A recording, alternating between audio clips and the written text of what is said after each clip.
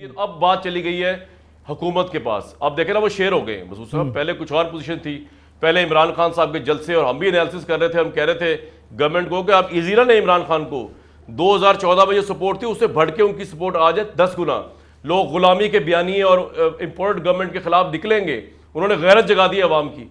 तो वो अवाम, ये नहीं कि अवाम में गैरत नहीं है, अवाम में गैरत है, लेकिन अवाम में अकल भी है, शऊर भी है।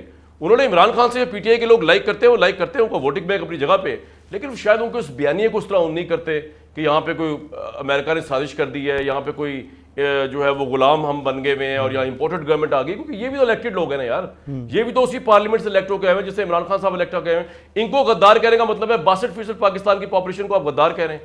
तो इसलिए मैं ये समझता हूँ कि शहबाज शरीफ इस वक्त है तो बड़ी हाई उसके ऊपर प्राइम मिनिस्टर साहब जो हैं, लेकिन मेरी अगर जाती राय ले तो इलेक्शन करा देना चाहिए। लेकिन अब अगर उन्होंने फैसला कर लिया, जैसे देखना IMF की डील आ गई, उन्होंने कह दिया कि जी हम बिजली के रेट्स और पेट्रोल जो है उसमें सब्सिडी आप विड्रॉ करें।